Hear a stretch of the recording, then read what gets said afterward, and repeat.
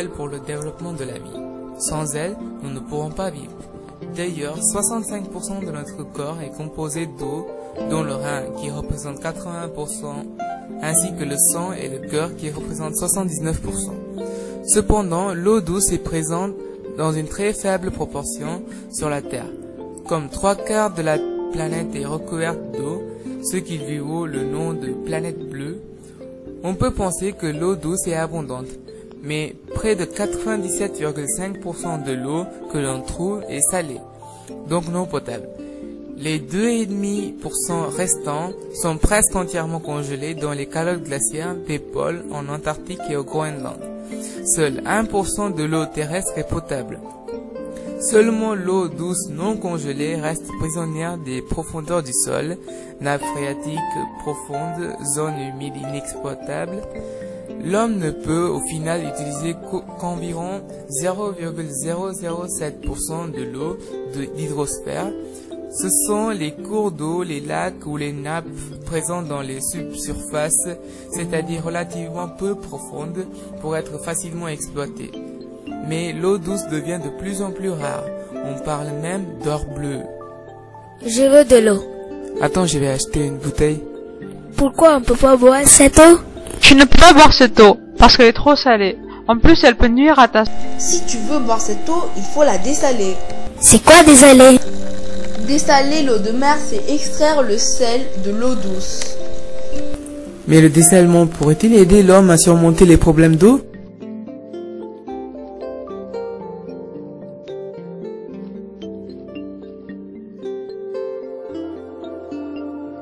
Nous savons que la disponibilité en eau douce ne cesse de baisser à cause des besoins croissants et la pollution. Certes, le dessalement permettrait de dépasser les crises de l'eau, mais cette solution ne peut pas qu'être bénéfique.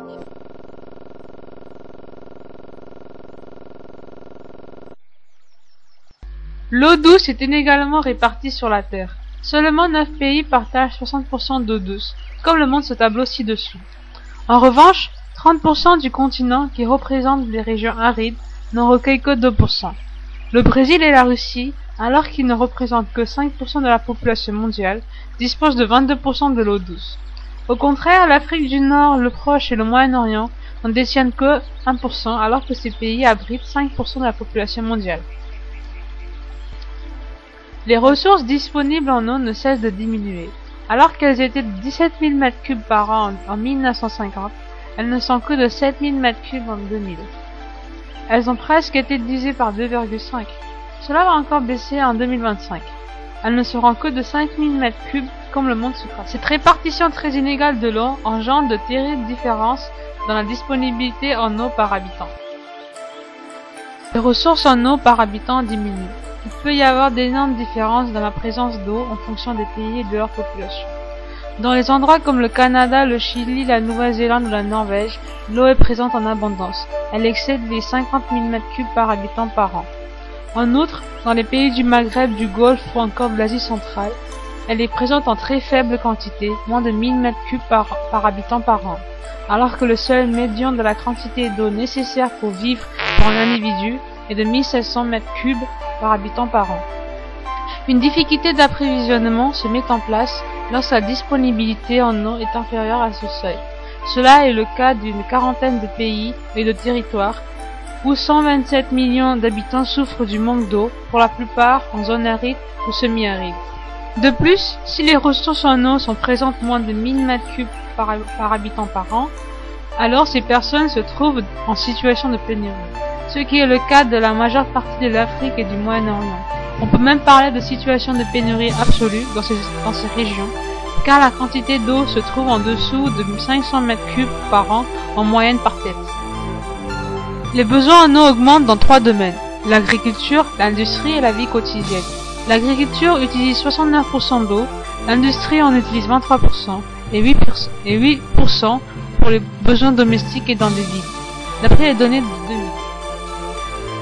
Certes, les approvisionnements en eau douce deviennent de plus en plus durs, et certes, l'eau est inégalement présente sur la planète, mais les besoins en eau ne cessent d'augmenter.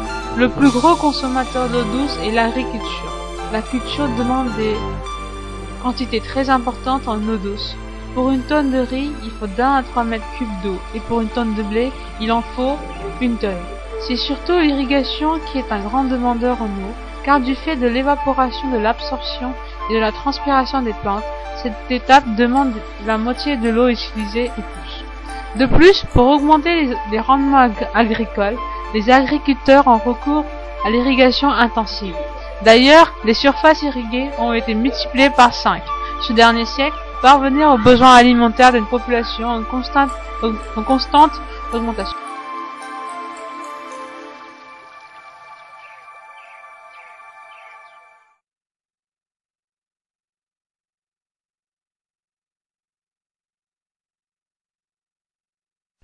Le coton demande une grande quantité d'eau pour l'irrigation, c'est-à-dire 5263 litres par kilogramme, ce qui est énorme.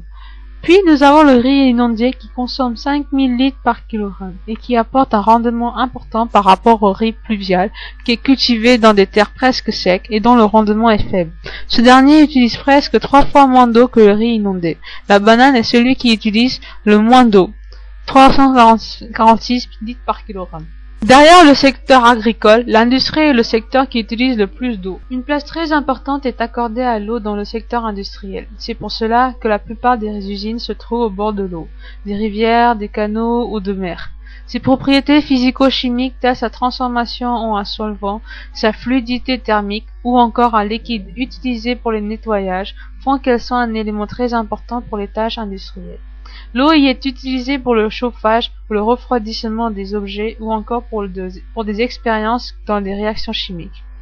En 1995, le volume d'eau utilisé s'est élevé à 752 km3 par an et il sera de 1170 km3 par an en 2025, selon certaines prévisions, ramenant la part des prélèvements en eau pour l'industrie à 24%. En troisième position, nous trouvons donc les usages domestiques. La consommation pour les usages domestiques dans les maisons est le troisième aspect qui consomme le plus d'eau. Cette consommation a été presque septuplée, fois 6,8, au cours du XXe siècle. C'est parce que la population augmente que la consommation augmente.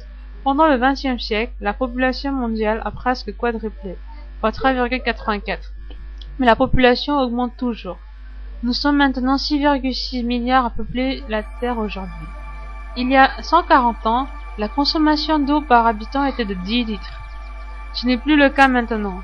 Les modes de vie changent, ce qui entraîne une utilisation de plus en plus massive d'eau. La consommation d'eau varie suivant le volume d'eau présent pour chaque habitant. Ainsi, un Américain consomme 600 litres d'eau par jour, alors qu'un habitant de l'Afrique subsaharienne consomme seulement 30 litres d'eau par jour. De plus, en 2025, où la population sera entre 8 et 8,5 milliards d'habitants, c'est un tiers de la population qui sera en manque d'eau, ce qui fait 3 milliards d'habitants, d'après les estimations de l'ONU.